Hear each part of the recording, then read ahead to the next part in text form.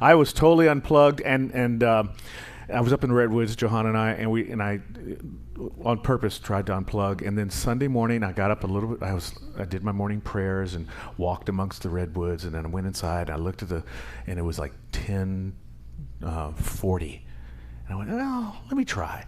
So I turned on the internet, and there was Margaret, and she walks up, and she goes, and it went, and the internet just blanked out. And I went, okay, God, I get it. I'm down. I'm off. I'm turning it off now. I won't do it. It's like I was supposed to be unplugged, and I was unplugged. Yeah, the dean. Oh, is she excited or what? She just made the dean's list. Yeah. Yes, it is about education, about school, going back to school, and the dean's list.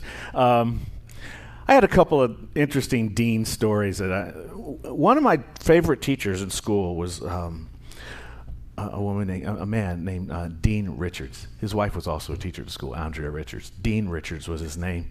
And during the semester, he got promoted to dean. So he was Dean Richards. Yeah. When I was at the University of Texas, I went there from my junior and senior year. That was the plan. I was there during those years that would have been my junior and senior year, but I had maybe I had some early signs of ADD or something. The tangential thinking was already working in my life.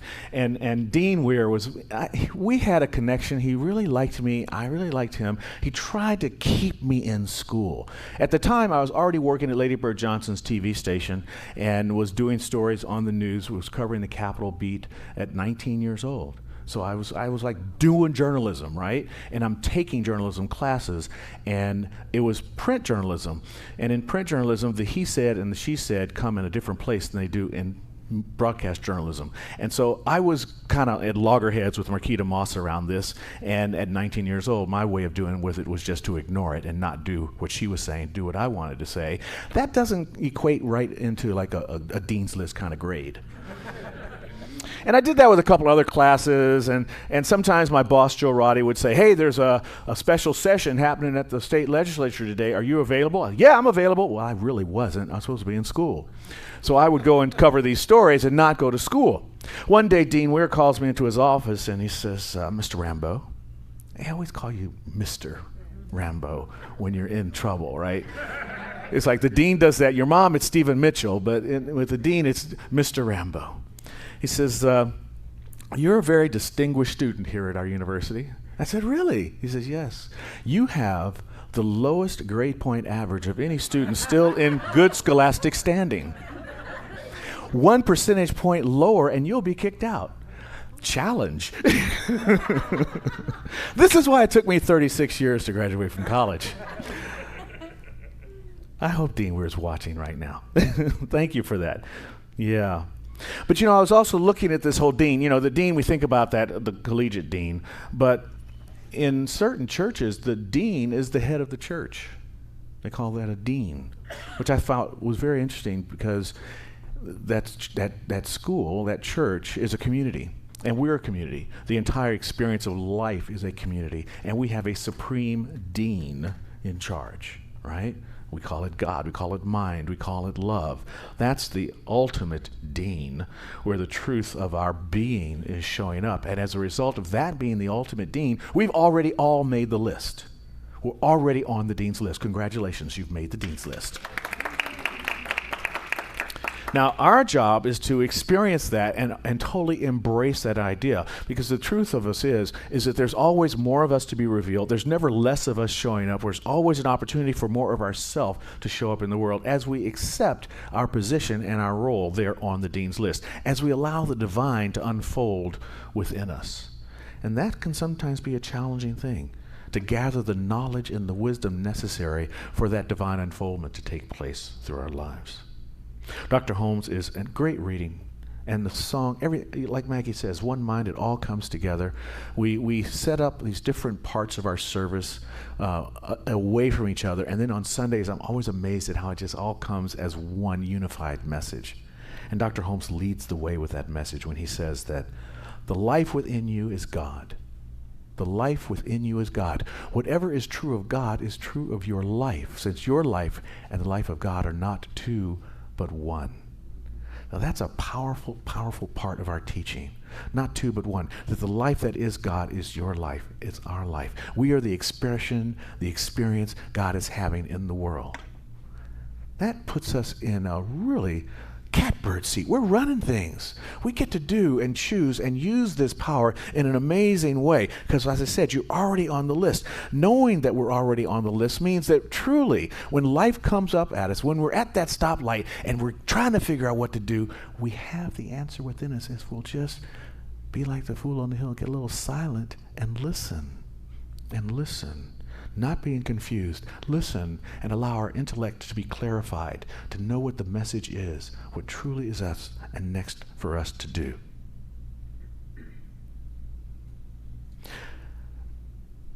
When I think about this concept, and I think about the perfection of the universe, and the infinity of the universe, and that each and every one of us is perfect, it's amazing. It's absolutely amazing. But there's also a fallacy around this perfection. The perfection of the universe does not mean that we are flawless.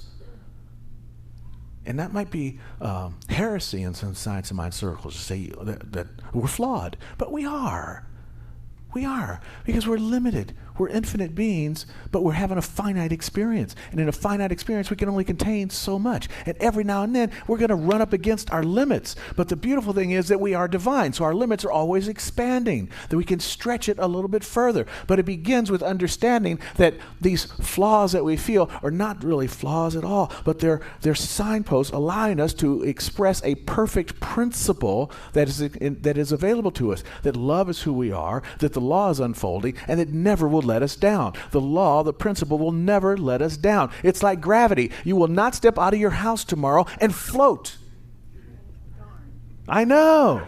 Unless you're holding some helium balloons, and a whole lot of them, like in the movie Up, you know. You got to have a lot of helium balloons and a Boy Scout under your porch in order to make that happen, right? But for most of us, gravity's going to work. You drop something, it's going to fall. These are the principles, and the same principles are happening in our lives. We have this principle, and the key is how do we practice that principle? Dr. Holmes says, the principle is perfect. It is complete and limitless. But your thought, my thought, our thought circumscribes its action and causes the very mind of freedom to create conditions which you call bondage. We use our thoughts and we create limiting ideas.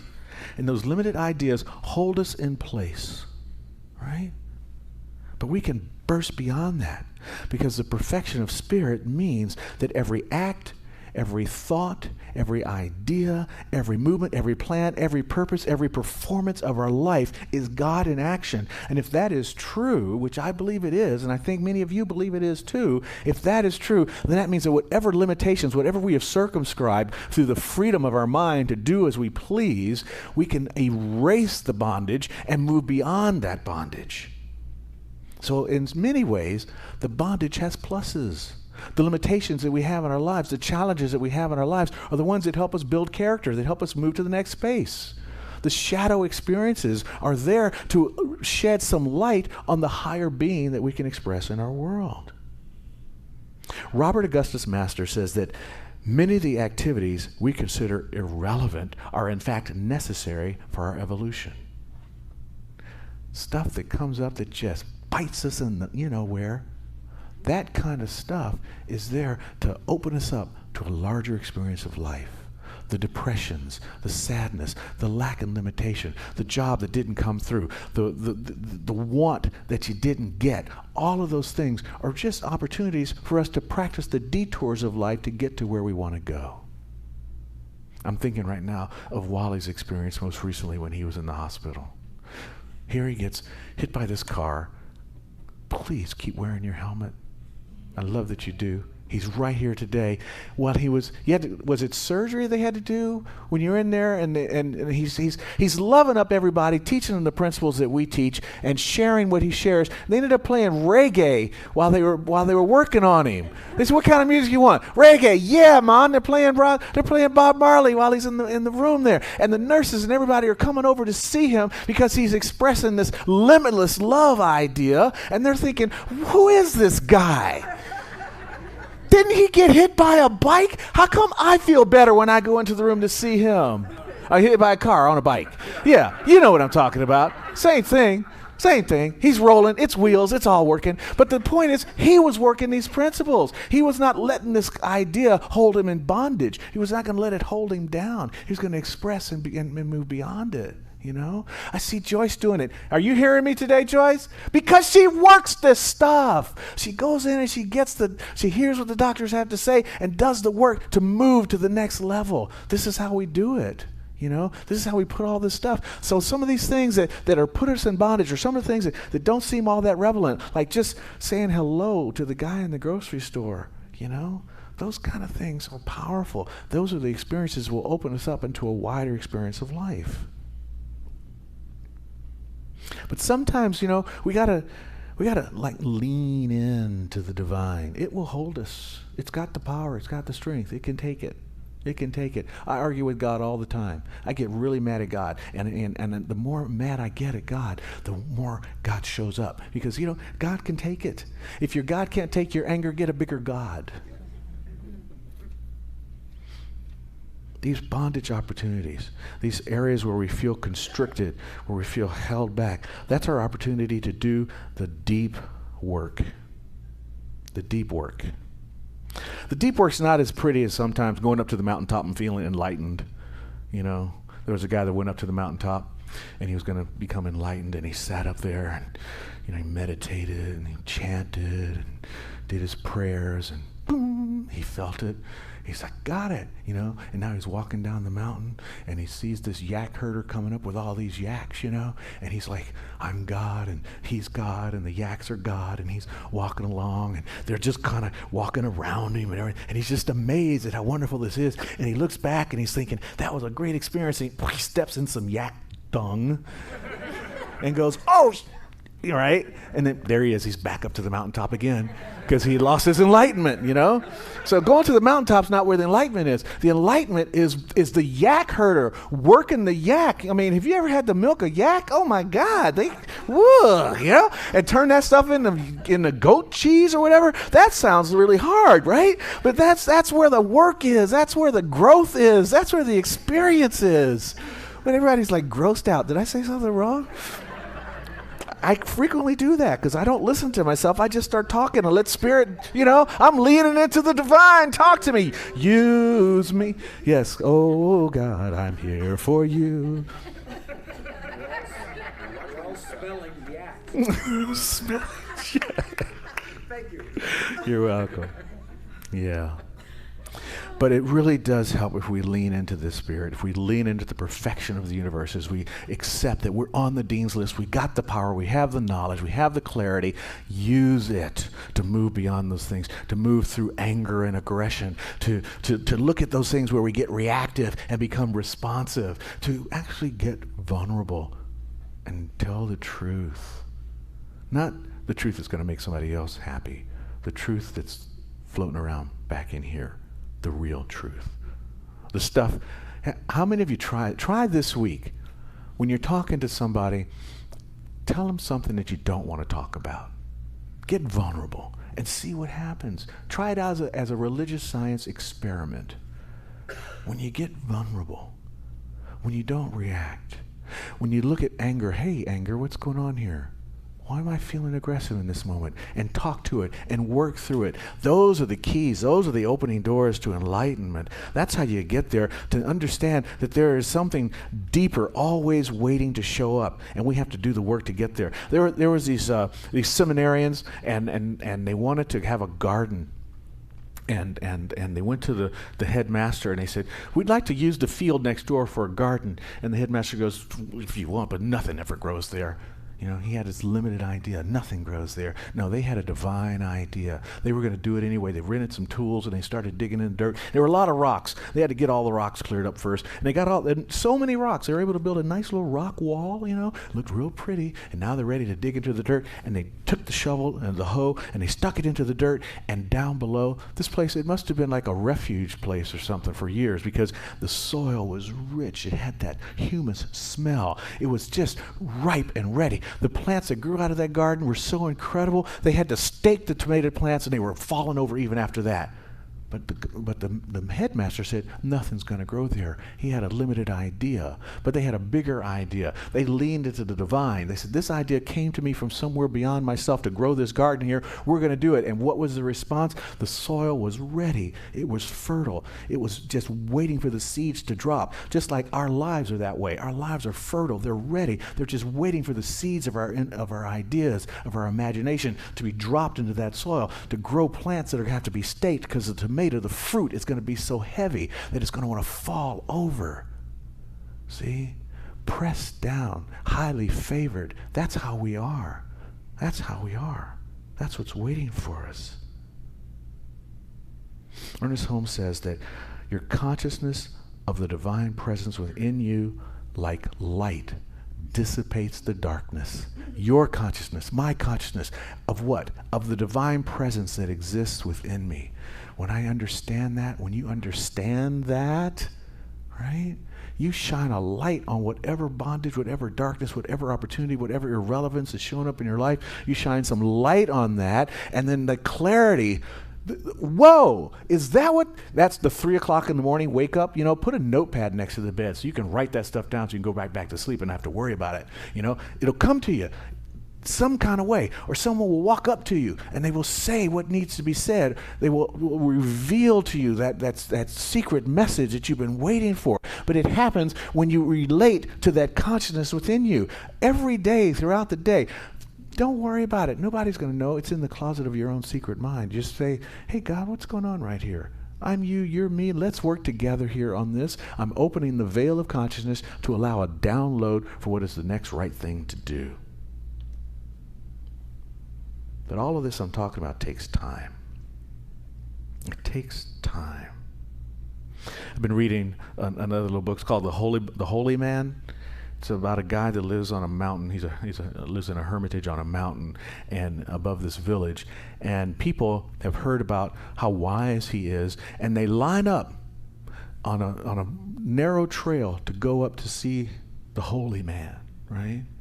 And they're just waiting, and one by one they go and they knock on the door, and the holy man opens the door. Now some people are in such a hurry for the enlightenment of the holy man that they just, when the door opens, he goes, I'm here to see the holy man. They walk right past him, and the holy man, who's opened the door for them, will say, oh, okay, and he'll just lead them right through the hermitage to the back door and right out the back door. And they're going, but I came to see the holy man. You've seen him. Bye. Others, though, who understand that it's not a rush, that there's a journey, when the door opens, they go, are you the holy man? And he says, yes. And they have a conversation, and they receive the download. Sandy Ingerman, in a book called Spiritual Ecology, says that what you bless blesses you in return. This is the power of reciprocity. By blessing the holy man, by recognizing that that is another human being opening that door, and maybe that is the key to what you're looking for, they've stopped and said, are you the holy man? They blessed him with a greeting, and they received the truth. They received the enlightenment. How many times do we blow right past it because we're not blessing anything? We're too busy telling them they're number one. We're too busy being angry about something, too busy being aggressive and racing through our days. We don't stop a minute and just say, hey, could you be the one? Do we listen deeply? Do we get out of our own way? If we can bless the other, but even more, if we can bless ourselves, if we can bless everything that we say and we think and we do, the law of reciprocity will work on ourselves as well. It's not just receiving and the other and getting it back. It's getting it back for ourselves, you see. But it means that we have to avoid the hyper-enthused, this is the special price just for you, the latest self-help workshop guru guy, the early bird special, and get the deal now. It's not about that. It's not about that. Robert Master says in his wonderful book, Spiritual Bypassing, he says, we are in such a hurry to get it, whatever it may be. Greed for speed, fast food, fast money, fast relationships, fast spirituality, fast. Slow down. The only shortcut is to know that there is no shortcut. That really is it. I was traveling on through LA the other day and turned on the Waze. Really? Turn left, turn right, turn left, bump, bump, bump, bump, because you're going through a neighborhood with the speed bumps. I mean, finally it dawned on me when I saw the sign that says, your Waze, our neighborhood, slow down, right? These detours, it's just, I'm thinking I'm taking a shortcut. It wasn't a shortcut. Just stay on the main highway. Okay, if the traffic's backed up a little bit, that's why there's a stereo in the car. That's why I got audiobooks. That's why I got a little time to myself. I think that's why Angelinos love their cars so much. It's the only place we can go where we can totally be by ourselves. The Dalai Lama was holding one of his performances, whatever he does. People come and hear him talk, and afterwards they were doing some question and answering, and a gentleman got up to the mic and he very earnestly said, "What is the quick way to enlightenment?" The Dalai Lama broke into tears.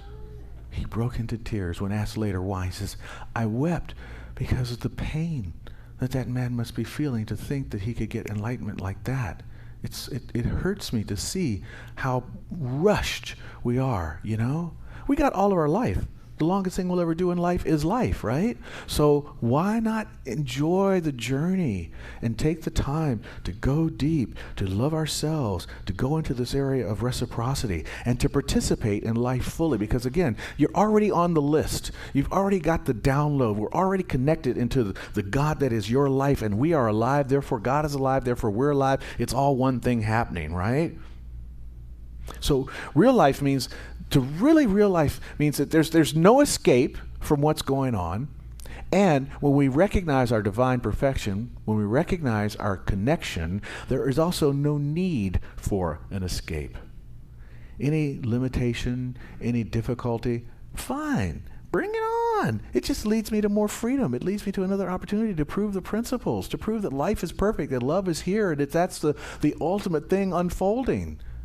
I'm not saying that life is going to be easy. In fact, it's probably not going to be easy. That's okay. We're plugged in on the dean's list. We got the A grade. We know what to do. We listen. We go within. We hear. Dr. Holmes says, let us feel that our purposes are animated and inspired from on high. And then let us go forth and make our dreams come true in human existence. This thing called life, this thing that is God, is so massive and incredible that it cannot be experienced at one time through one thing. So it has to be experienced through each and every one of us. And we get to give life. We get to give God life.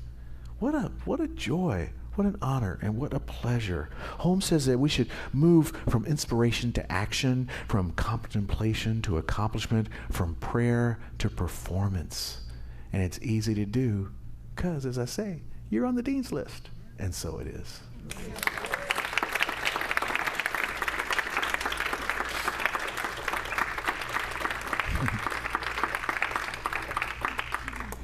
All righty, here we go.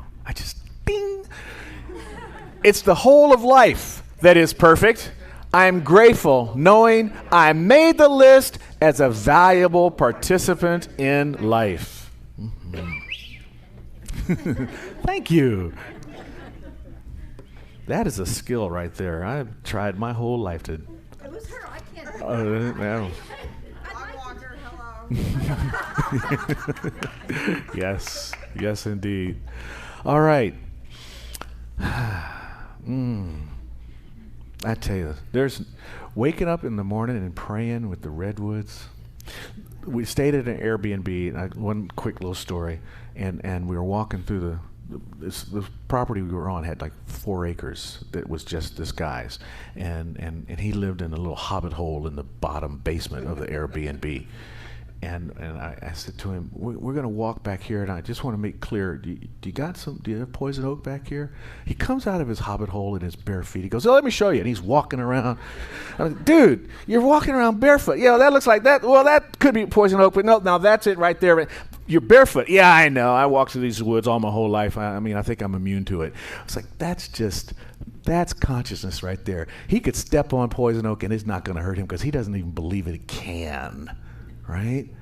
That's the way our spiritual life can actually be. You know, we think that this stuff is miraculous, it's miracle, it's faith healing, whatever. No, it's just mental science. Mental science. And that's why we do affirmative treatment, to work on the doubts that we have in our minds that this stuff doesn't work. But the truth is, it does work. But again, it takes the practice. And each week we get to practice it a little bit more. We're going to practice some right now. We're going to do a healing prayer. But I want you to understand, though, that you're, like you said, you're already on the Dean's list. We're already plugged into the infinite. So these ideas that we have in mind, the seed thoughts that come to you right now to be healed, they're already true in the infinite. And we're bringing them into human experience, is what he was saying, into human experience. What is it right now? For who or what would you like to bring into human experience? Bring it out into the room right now. Let's hear it.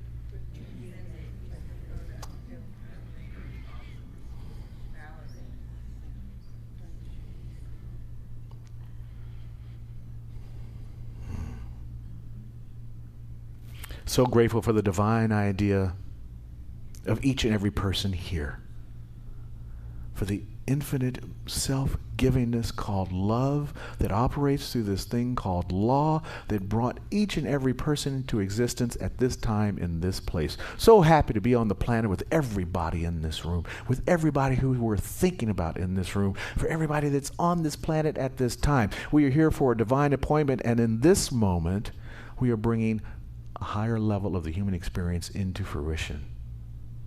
The ideas in mind, the dreams, the hopes, the aspirations, the inspirations that come through each and every one of us in this room is a divine inspiration, a divine idea, a divine aspiration. And we make it so by our conviction that there is a law which is listening to the impress of our thoughts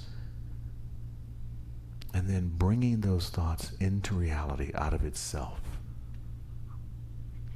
What a stretch of a thought. But think about it from this perspective. The infinite contains everything. So everything is itself. It has a storehouse that has every ingredient necessary for the highest, most harmonious experience of life. By our word, we have put in our order. We have put in our form for that law to fill. And as it does so, we get to see it in the human experience. So now our eyes are opened by the ideas that we have all put into the law. Our consciousness is aware. We are awake. We're on the list, and we're waiting for that moment where we step into our good because we are so aware, we are so alert, we're so alive, we're so present to it. Grateful for the process.